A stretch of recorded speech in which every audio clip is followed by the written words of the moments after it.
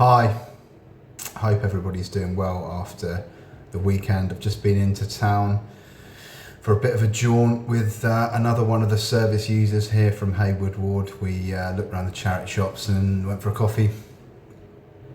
I got back about 10 to 12 just before lunch, frantically mopping the floors. It seems that every time I go and leave into town, they're always mopping the floors when I get back. I don't know if they have like wild orgies or kind of like just lots of coffee or tea spilled on the corridors, but they're always mopping the floors. Every time I come back from leave, there's always a little dude frantically mopping the floors.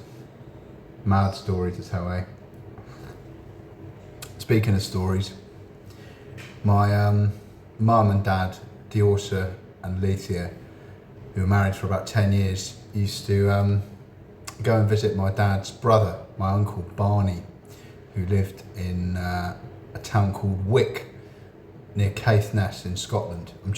I've sent off an ancestry DNA test to try and build my family tree. I haven't met most of my family. I met one of my uncles on my dad's side, and of course my father, but never really met many of my aunties and uncles. There was eight of them. There was a Bidwell family and a MacLeod family, and my grandparents were called Evelyn MacLeod and James MacLeod.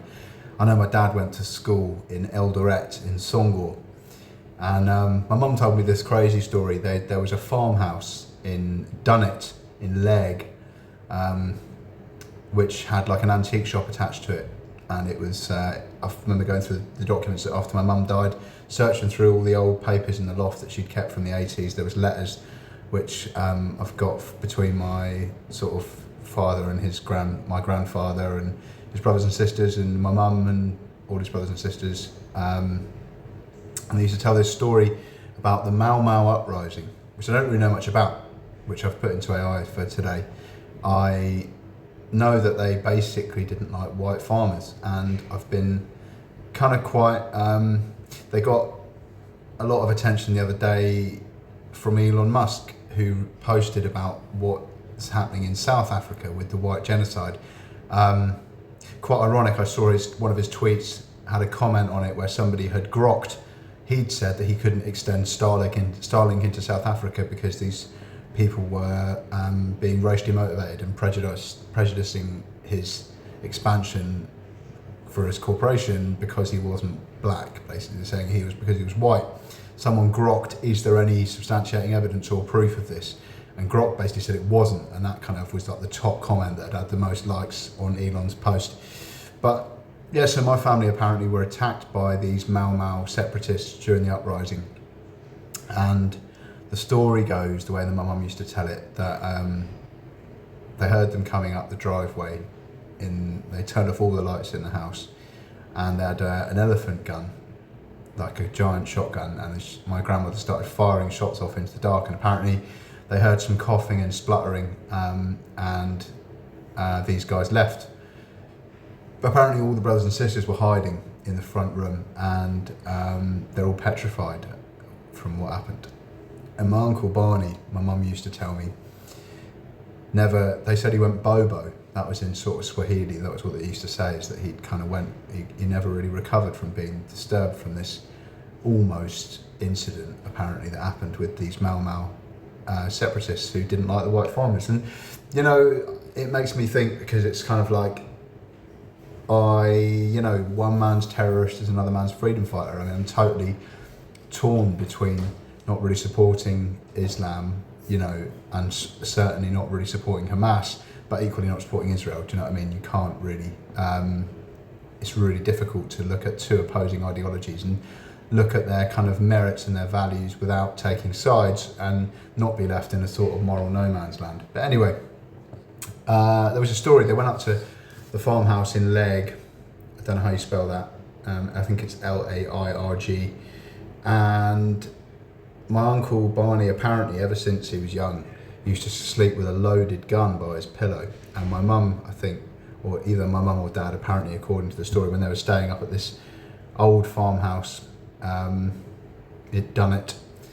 They got up in the night to go to the toilet, and my uncle Barney shot a hole through the door, nearly killed one of them, because he was so used to living on his own as kind of like a hermit. And I don't know if there's any truth in this, but it's a story my mum told me, that he used to sleep kind of armed every night, and he wasn't used to visitors. He wasn't used to, and he kind of never recovered from the sort of childhood trauma of being so disturbed by this group of people who were out to kill them quite brutally.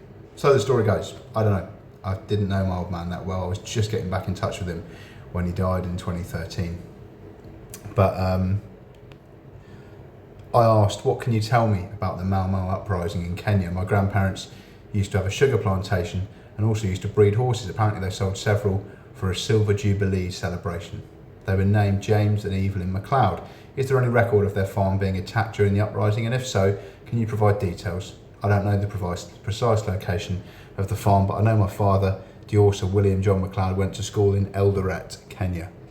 The Mau Mau uprising in Kenya. The Mau Mau uprising was a significant and violent period in Kenya's history, primarily taking place between 1952 and 1960. The movement was a response by Kenyans, predominantly from the Kikuyu ethnic group, to British colonial rule, particularly concerning land alienation, economic grievances and a desire for political representation. The conflict was largely concentrated in the central highlands of Kenya and the area that's now Nairobi.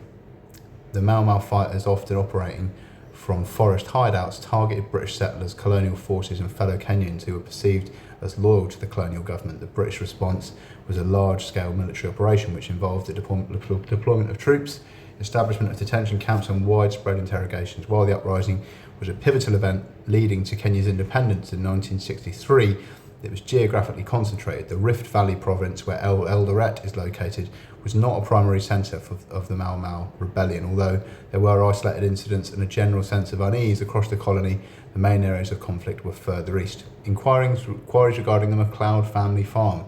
Regarding your query about your grandparents, James and Evelyn MacLeod and their sugar and horse breeding farm, there is no specific record available in the provided context of their farm being attacked during the Mau Mau uprising. Searches for James and Evelyn MacLeod, Kenya, MacLeod Sugar Plantation, Kenya, and specific inquiries about attacks on farms in the Eldoret district during the Mau Mau emergency did not yield any direct information about your family or their property. Your father, Diorsa William John MacLeod, having attended school in Eldoret, places the family in the Uasin Gishu district. While this was a significant area for European settlement, historical accounts of the Mau Mau conflict do not list it as a region of major activity for the rebellion. The violence was more intensely focused in areas with a higher Kikuyu population. Family anecdote about selling horses for a Silver Jubilee celebration is a notable detail. There were two major Silver Jubilees during the colonial era, that of King George V in 1935 and Queen Elizabeth II in 1977. I guess that'll be the one. If the anecdote refers to your grandparents' generation, the 1935 Jubilee is the more likely time frame. This suggests your family may have been established in Kenya for a considerable period before the Mau Mau uprising. However, there is no information available in the provided context that links the MacLeod family to horse sales for this event. In summary, based on the available information, there's no record of an attack on a farm owned by James and Evelyn MacLeod in the Eldoret district during the Mau Mau uprising. The geographic focus of the conflict makes such an attack less probable compared to farms in the central regions of Kenya. Anything about my Kenyan lineage, I don't know. I've got my dad's Kenyan passport in my security cupboard, and I think they had a hotel in Nairobi and like a farm in Mombasa or something. Maybe it's the other way around. I don't know. My geographies are terrible. I met my uncle Torquay, who's much more educated than my dad Diorsa, when I was clearing out his flat in Windsor after he sadly passed away in 2013 with my mum and my brother. And I remember Torquay and I stopping for a cup of tea. He made my mum and I a cup of tea, and would you like sugar? He said no. He said, oh, right, no sugar. Can't believe it. You know, thought kind of it was like a hereditary trait that I probably should have inherited but didn't. Anyway, there's no evidence of any wild orgies happening in the hospital either, just the mopping of the floor. They're not happened to my Uncle Barney, if he's still alive or if he still lives in the farmhouse at Dunnet in Legg. I've got two brothers that I've never met on my dad's side, and a sister who I have met. And it was weird because she was quite open about that when we met. We were like 16.